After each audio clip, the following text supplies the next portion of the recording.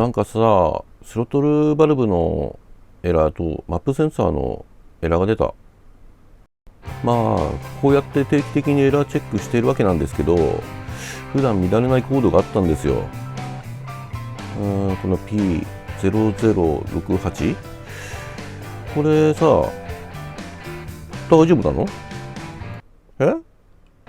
まあね、これ、パソコンも使ってね、もっと詳しくこうチェックをしようかななんて思って見てるわけなんですけど、やっぱりね、この P0068 っていうのが出てくるんだよね。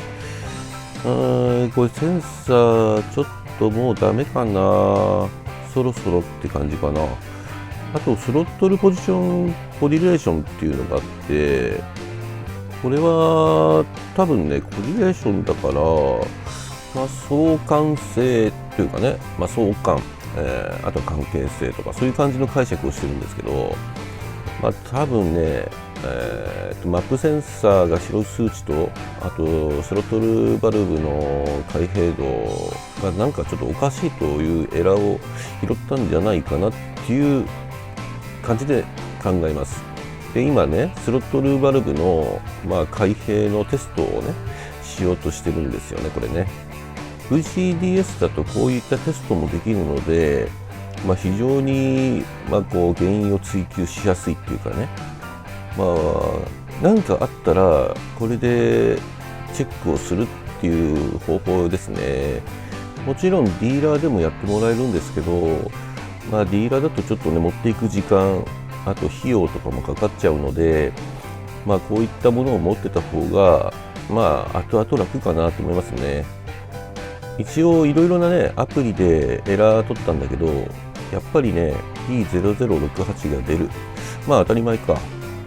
でね、ここまで調べられれば原因はこう追求できてきてるんで、とりあえずスロットルバルブの、動き方、あとはそういうのをチェックしようとしています。今これね、これでねそのアクセルを踏んだ時にスロットルバルブが正常に動いてるかどうかっていう、そのスロットルバルブの開き具合をチェックすることができます。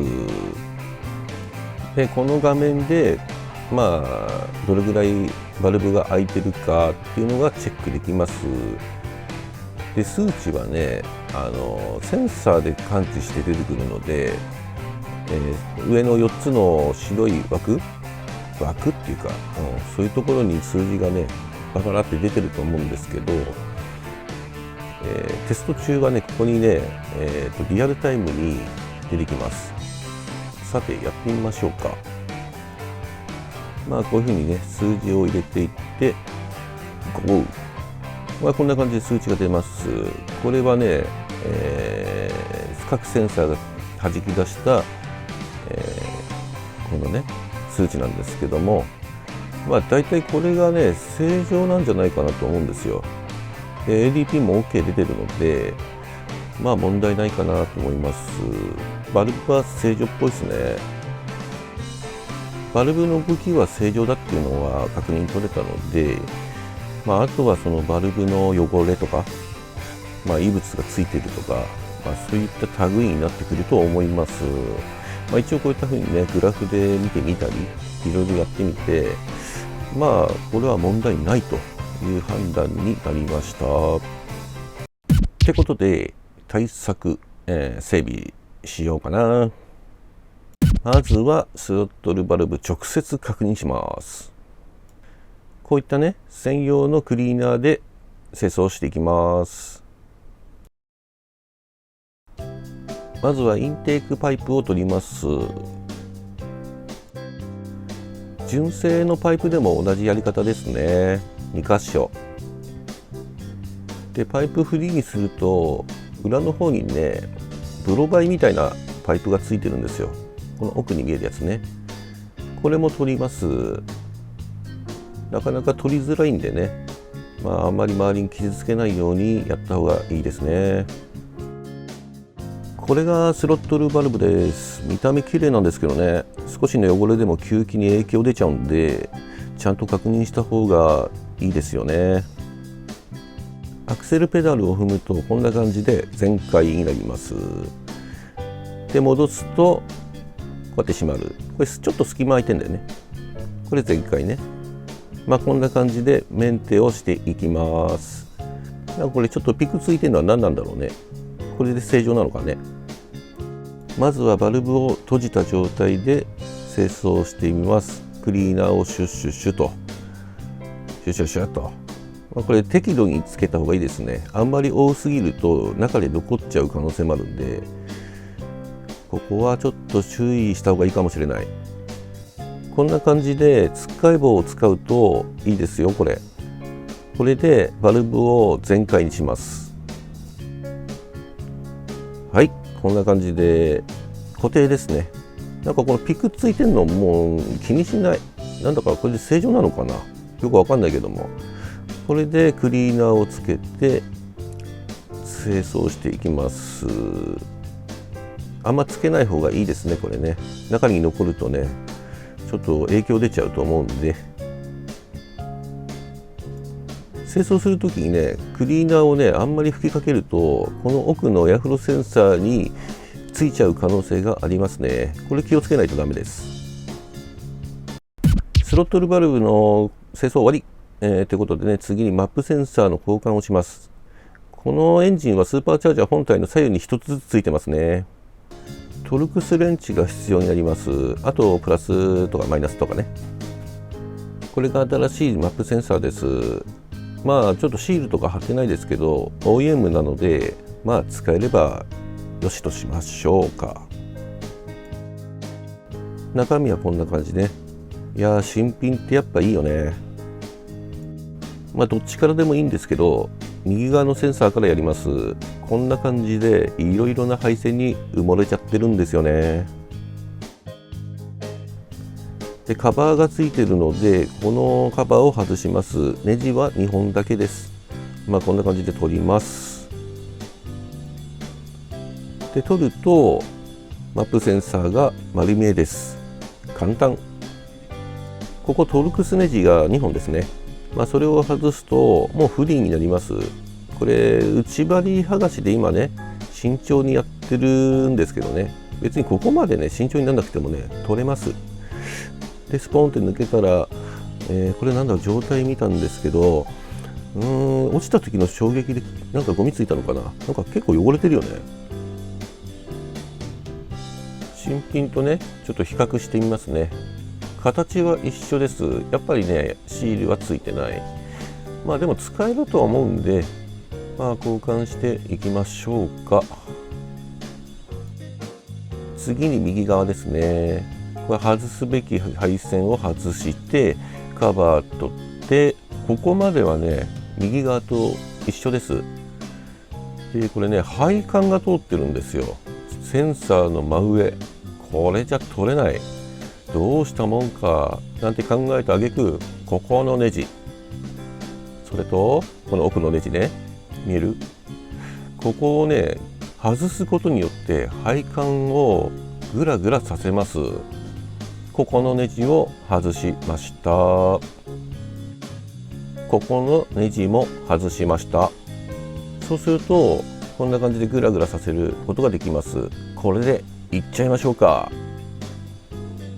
あんまりパイプをね動かすとね折れちゃう可能性もあるんで、こんな感じで隙間をうまく利用します。トルクスネジを2つ取るとあとは引っこ抜くだけなんですけど、手前に配管があるんでこれ十分に気をつけて外さないとダメですね。取りました。これやっぱね配管をね移動させないとダメ。絶対に取れない。で新しいのに交換して、配線をちゃんとつけて、あとはカバーするだけ。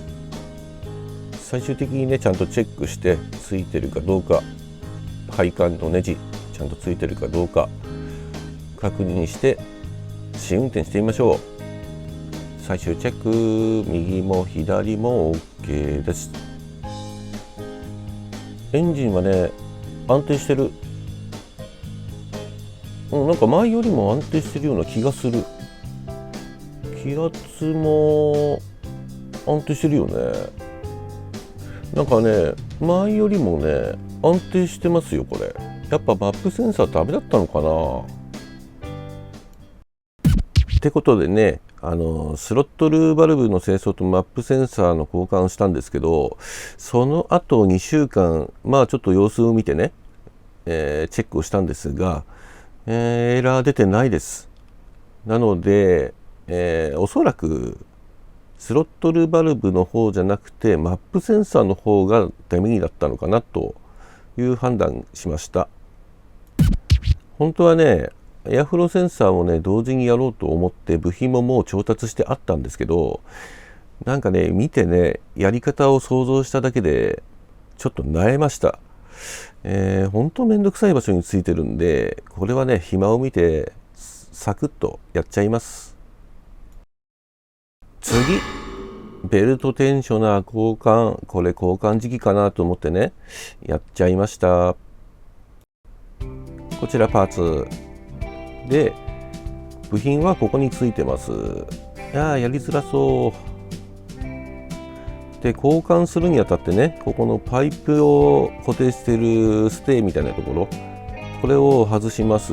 これ外さないとテンショナーがね取れないんですよね。交換は簡単です。ここのローラーの中心についているボルトにレンチを引っ掛けてグッと押せばベルトが緩みます。こういったね細い棒を使います。ちょっと今回ね手持ちがなかったのでレンチを使ってるんですけど、要はこの使い方はテンショナーに穴が開いてます。でその穴にこの棒を刺して、でベルトを緩ませると、そのちょうど引っかかるところに穴が移動するんで、その引っかかりのところまで来たらこの棒を刺してテンショナーを固定させるというやり方です。なんか説明難しいなこれ。実際にねちょっとやってるところ見ましょうか。グッと押してスッと刺す。これでベルトは緩んでる状態です。ほらね、簡単じゃない。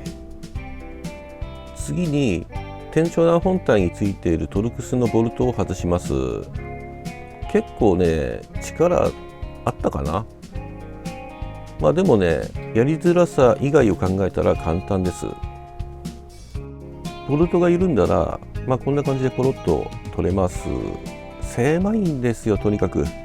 はい、新しいのとね古いの比べてみると随分構造が変わってましたね。まあ、メーカーにもよるんでしょうけど、まあ、突起がついてるところこれ重要です。あとはねローラーが変わってた。取り付けするときですね、先ほどの突起の部分これを本体と合わせないとダメなんですね。これを合わせないとテンションがかかった時にテンションローラーの本体がね動く可能性があるんですよね。でそのためこれをね穴を合わせて取り付けするんですけど、これ目に見えないところなんでもう感覚なんですよね。まあ最初に印をつけたりなんかした方が良かったんですよねきっとこれ。でもね何も考えないでやっちゃったんで、もう感覚で、ハマったかなみたいな感じでやってました。まあとにかくすごく狭くてやりづらくて、まあここだけちょっと時間かかっちゃったかな。ほらねこれまだやってるんですよ。なんかねなかなかうまく入らなくて、あれこれもしかして突起の形違うかとかいろいろね疑いがね出てきてね不安になっちゃったんですけど、でも結果ね入ったんで問題なしです。うまく固定できましたね。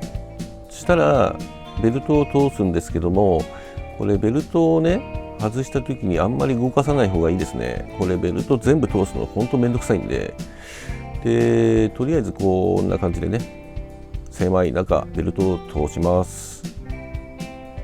はい、通りました。ベルトを通したら最後にテンションを緩めます。